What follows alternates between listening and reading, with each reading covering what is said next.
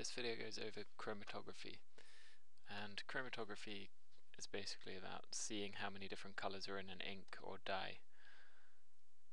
So you can start off with the idea that chromatography separates different inks, and it does that through using a solvent. And a solvent can be anything that things will dissolve into.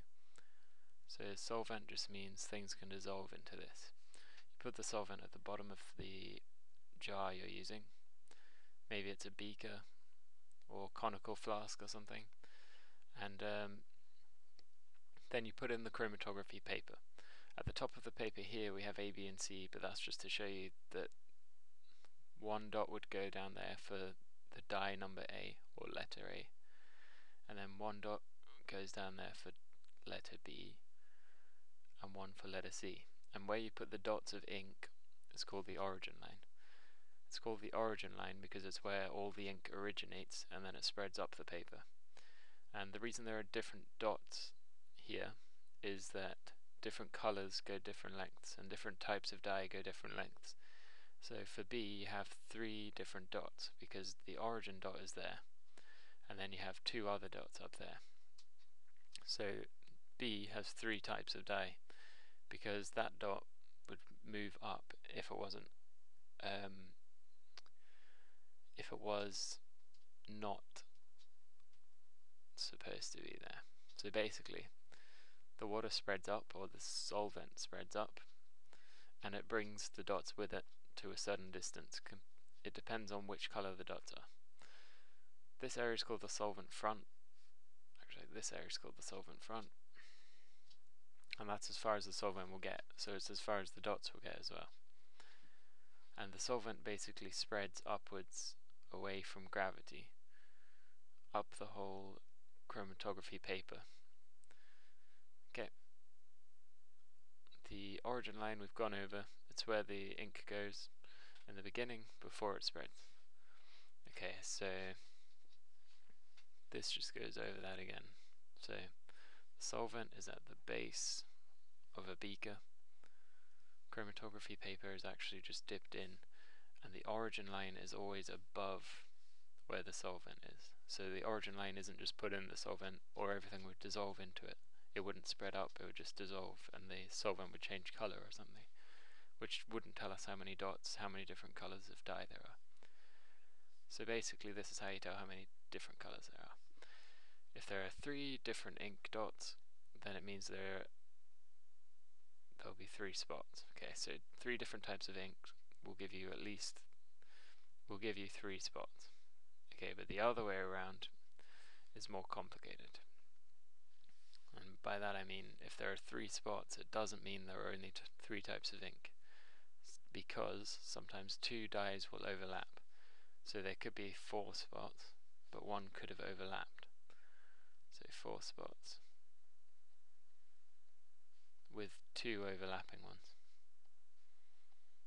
It would look like there were only 3 types of dye. So we can never be sure that there are only 3. There could be 1 hiding behind. So that's why we use the language of at least. We say at least 3, because there could be 4 or 5 or 6. Basically there could be overlaps. Okay, so this is taken from a paper, that's why it goes from one topic to another. So the rust experiment was in the 2011 paper, and it looks at how iron wool, water and oxygen react. It asks you first off, what are the conditions that cause iron wool to rust? So we all know what causes things to rust. If you leave a bike out in the rain, iron will react with water and oxygen to form rust. So here you have the water at the bottom in the tube, and you have the air in the top bit of the tube near the iron wool. Here you have 10 centimeters cubed of air. There you have 9 centimeters cubed, and there you have 9 centimeters cubed again. So between the start and 2 weeks in, it's lost 1 centimeter cubed of air. Since we know iron reacts with oxygen, we know that that 1 centimeter cubed missing from this bit has to be the O2. So let's go 1 centimeter cubed of O2 is gone. And then between these 2 weeks we don't actually lose anything because all the O2 has been used. So this gas will include probably things like CO2, nitrogen, and other normal atmospheric constituents of gas. Okay, so another exam question was, why doesn't the volume change between weeks 2 and 4? Well, that's because the reaction involves water, oxygen, and iron, and all the oxygen has reacted by week 2. So here, week 1 to 2, oxygen will be reacting, because it will still be in there.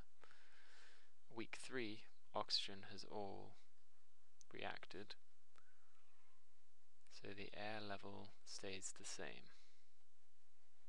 So that means in week 4 it'll still be 9 centimeters cubed of air. Okay, so this one's an interesting one. How does iron's colour change? Alright, so it changes from a silvery grey, so that's the normal colour of a bike, for example, or bike handles, for example, silvery grey, and then when it becomes rusty it goes dull red.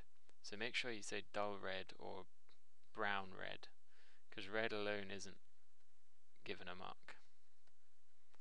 So brown red or brick red, dull red. Okay, and you can give the reason if you're ever asked why it goes a different colour. It's because iron is oxidized. Okay, so this brings us into oxidation levels, and they're given in Roman numerals in brackets after the name of the element. Okay, so that's the element name, and that's the oxidation level here. And the level is 3, that's why there's a 3 there in Roman numerals. Okay, it just means that it's been oxidized to a charge of 3+. Oxidation is loss of electrons, okay? So when you lose electrons, you lose the negative charge, which leaves you with a net positive charge. And that's why this is 3+, because it's lost 3 minus. You lose 3 minus and you're left with 3+. Okay, so to test or check if there's iron 3+ ions in a liquid or present anywhere, you have to use aqueous sodium hydroxide, which means sodium hydroxide in a solution. Aqueous means in solution, which means dissolved. Okay, or you can use ammonia, aqueous ammonia. This AQ means dissolved as well, so you can put it in brackets instead of writing it. So that's aqueous ammonia or aqueous sodium hydroxide. And then you'll get a reddish brown precipitate, just the same way iron turns reddish brown when it oxidizes. Okay, so the next question was, how do you transfer this, the formula using chemical symbols, into a word equation? Alright, so the way you do that is, you just look at each thing. This is iron, because Fe is the symbol in the periodic table for iron. This is hydrochloric acid, because HCl is hydrochloric acid. You just need to remember that one. It's a very, very common one, so it's worth remembering. HCl is hydrochloric acid. And then we're given iron and chlorine mixed together. Now, because we know that this is actually going to be an ion, we know that it oxidizes, which gives it an Fe plus state. But how much is it oxidized? Here, it's actually Fe2 plus.